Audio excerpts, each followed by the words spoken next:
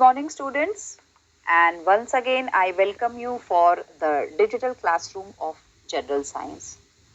Dear students, in the last science lecture we had finished with the explanation of lesson number 5 inside the atom, and we have also started with the workbook exercise of the same. We had already finished with question number 1, 2, 3, 4 and 5. And today we have to start with question number 6, give scientific reasons. So let's start with the remaining workbook exercise.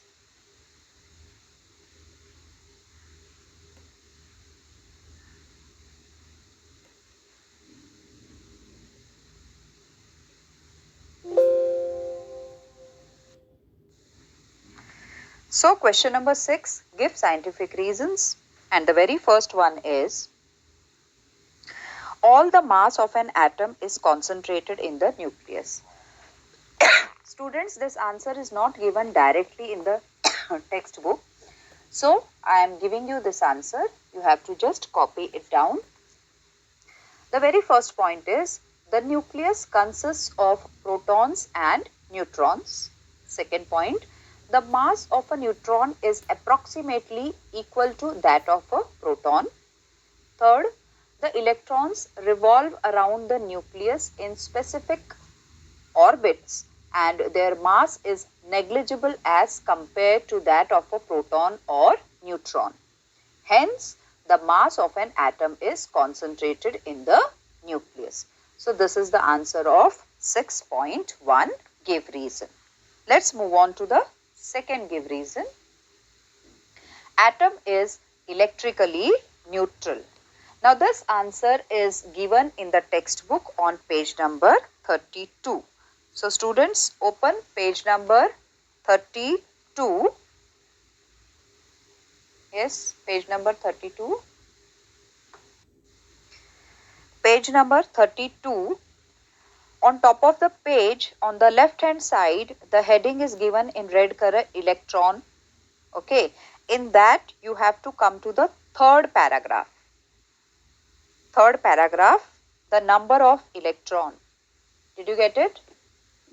Yes, should I continue? So, on page number 32, left hand side, third paragraph, the answer is, the number of electron in the extra nuclear part is equal to the number of proton in the nucleus. Therefore, electrical charges are balanced and the atom is electrically neutral. So, this is the answer of question number 6.2. Now, let's move on to question number 3.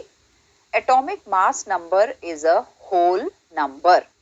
Now, this answer is same as 5.12. Answer 5.12. So, you will just copy down the same answer because that question was the atomic mass number is always a whole number. The same answer you have to copy for 6.3. Then let's move on to fourth give reason, and it is atoms are stable though negatively charged electrons are revolving within it. Now, this answer is also not given directly in the textbook. So, I had given you the answer. First point is, electrostatic forces act on the electrons present in the atoms due to which they revolve around the nucleus in specific orbits. Second point, hence atoms are stable though negatively charged electrons are revolving around it. Okay, so this is the answer of the fourth give reason, and with this we finish with question number 6, that is give reason. And Rutherford's atomic model. Now, see students, you are in 8th standard, you have to practice writing the answers in your own words, right? From 9th standard onwards, for all the subjects, you will be asked to write the answers in your own words. Answers will not be dictated in the class, right? Only it will be discussed verbally. But still, I am giving you the points. You can just jot down the points now or either afterwards. You can pause the video and you can copy down the points. So first one is Thomson's and Rutherford's atomic model. First point is, in Thomson's atomic model, it is a plum pudding model, whereas in the Rutherford's it is a planetary model. So when you will write the complete sentence. Second one is, no empty space is found in Thomson's atomic model, whereas lots of empty space is found in Rutherford's atomic model. Third point is, positive charge is spread uniformly in the atom, whereas according to Rutherford, the positive charge is concentrated in the nucleus. Fourth point is, mass of atom was spread uniformly according to Thomson's atomic model, whereas here the fourth point is, mass of atom is concentrated in the nucleus according to Rutherford's atomic model. So this you can complete afterwards. You have to write the complete sentence in the workbook. You will not write such points. Second one is neutrons and protons. This also is very easy and is given in the textbook also, but still I had given you the points. Neutrons are neutral particles. They do not have any charge. Protons, they are the positively charged particles. Neutrons, the number of neutrons is not equal to number of electrons, whereas number of protons is equal to number of electrons. That is the second point. Third is, the symbol of neutron is small n and the symbol of protons is small p. Fourth one is, number of neutrons in atom is not constant. It can change, whereas the number of protons in the atom of same element is always constant. So these are the points which you have to write in between, distinguish between neutrons and protons. Then let's proceed to question number 8, that is, answer the following questions. And the very first question is, what is meant by valency of an element and what is the relationship between the number of valency electrons and valency? So this answer is given on page number 34 and 35 in your textbook. Now come to page number 34. In the very first column, there is second last paragraph, right?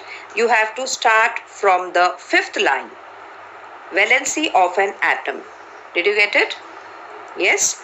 So valency of an atom is determined by the configuration of its outermost shell. Therefore, the outermost shell is also called valency shell. This is the first point and this is the first part of the answer. Now, second part is given on page number 35. See, at the right corner of the page, a pink table is given. Always remember, right? So, that full paragraph you will write.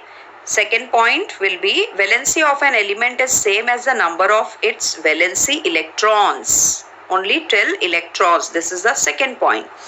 Then third point, you will start from the third line from the bottom. The number of. Got it? Either sixth line from the top or third line from the bottom. So third point is, the number of electron by which the octet is short of completion is the valency of that element. So this is the answer for 8.1. Second question, what is meant by atomic mass number? Now this answer is given in 4.4. Go to the fourth question. See, on page number 39 of your workbook.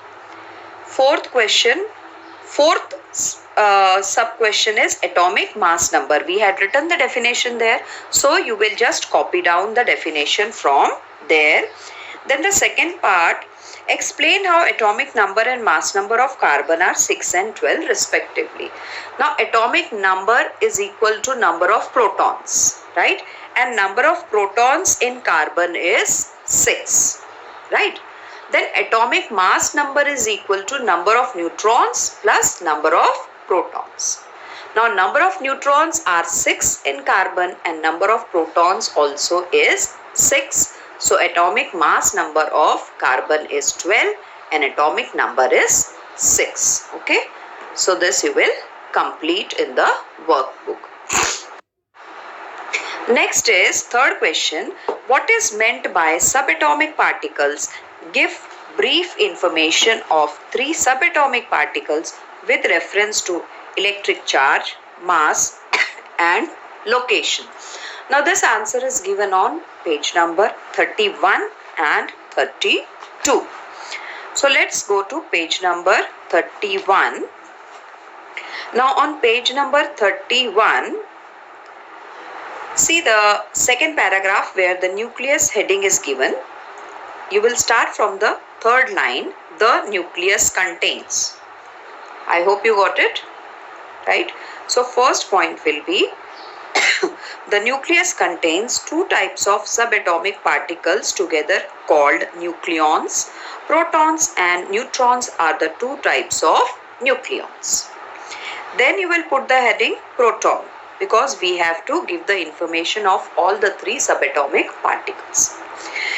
So in proton you will write the first point. Proton is a positively charged subatomic particle in the atomic nucleus.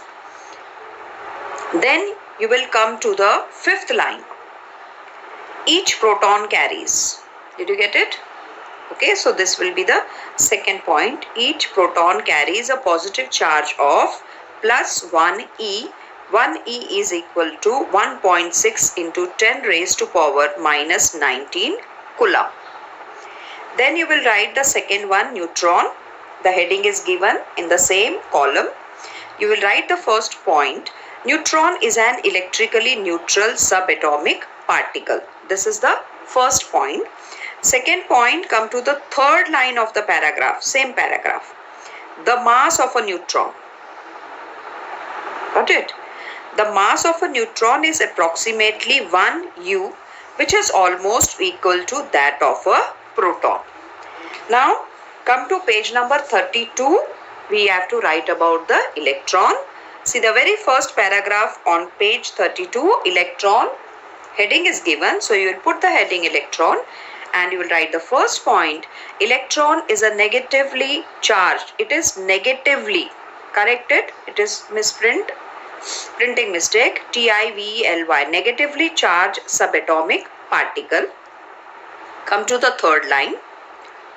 Each electron carries 1 unit of negative charge minus 1e. Right. Third point. Mass of an electron is 1800 times less than that of a hydrogen atom. Therefore, the mass of an electron can be treated as negligible. Okay. So, this is the answer of 8.3. Now, the next is 8.4, that is state the postulates of Dalton's atomic theory, and it is given on page number 29. So, open page number 29, okay, and your answer is, see the first paragraph on this page, the very first line, Dalton's atomic theory heading is given, right? So, you will write Dalton's atomic theory, that will be the heading, and then you will write first point, British scientist John Dalton put forth in 1803 AD his celebrated atomic theory. Second point, according to this theory, matter is made of atoms and atoms are indivisible and indestructible. Third point in continuation, all atoms of an element are alike while different elements have different atom with different mass. Okay, so with this we finish with question number 8.4. Now 8.5 is just repetition of the previous answer. So we will not write this. You have to just leave it blank. Please don't write in big bold letters omit, OMIT or put a cross. Nothing that sort of. Just keep that blank, or with pencil near the 5 number you can write omit. Then the next one is answer in short, question number 9. The first question is, If the striker flicked by you misses the coin that you aimed at, where would the striker go? If the striker hits the coin, in which direction would it go? Straight forward to a side or in the reverse direction. So the answer will be, first point you will write, will hit the opposite side and reverse back. Now this I had given you in short. But how you will write? You will write when. See, look at the question in your workbook. Instead of if, you will write when. When the striker flicked by us, instead of you, us, misses the coin that we aimed at, we instead of you, because they are asking you the question. Now you are answering the question. So you will write we aimed at the striker. Then you will continue this. The striker will hit the opposite side and reverse back. And second point you will write,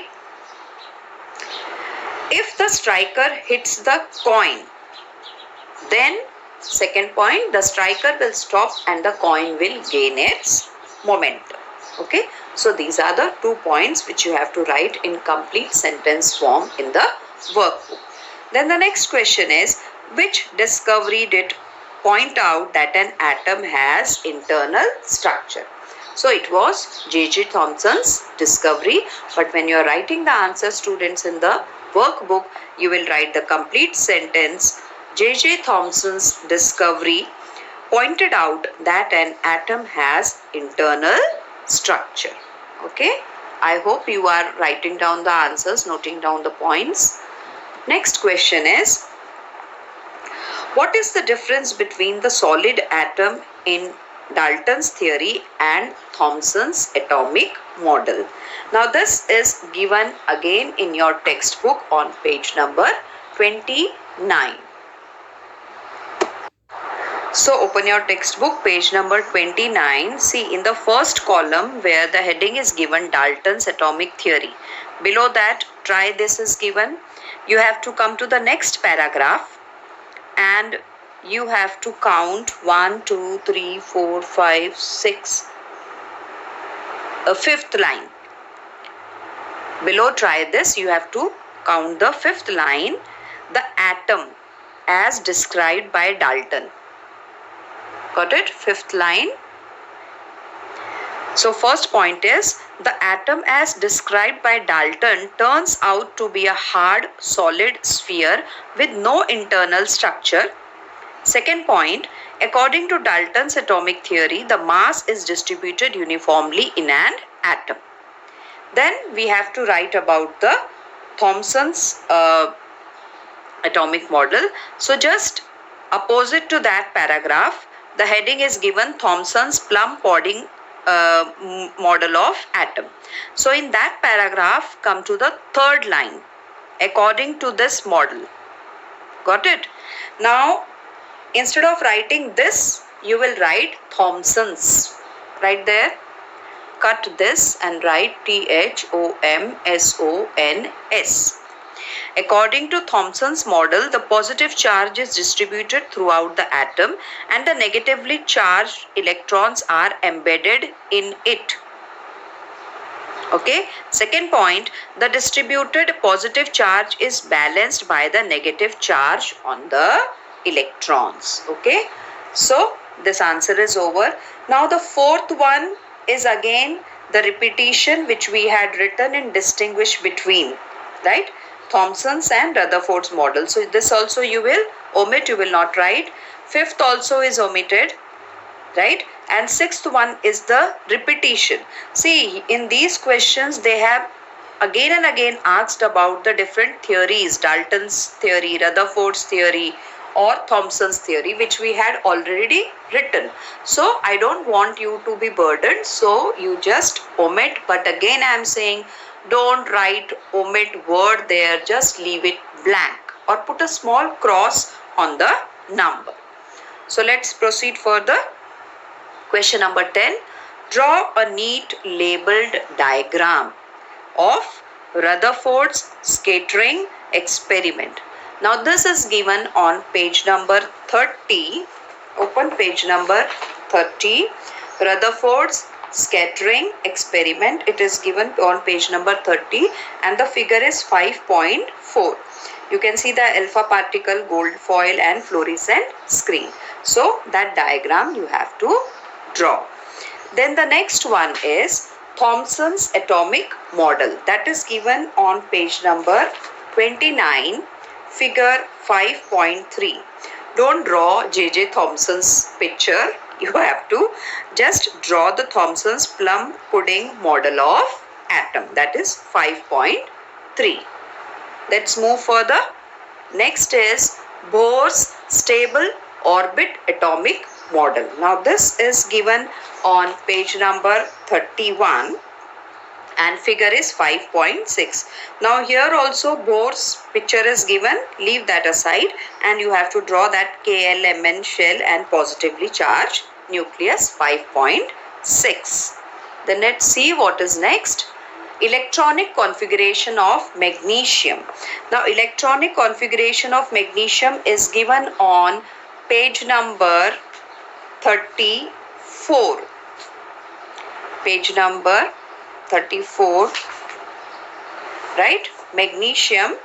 Now see, there actually you can see that 5.8, the last one is magnesium.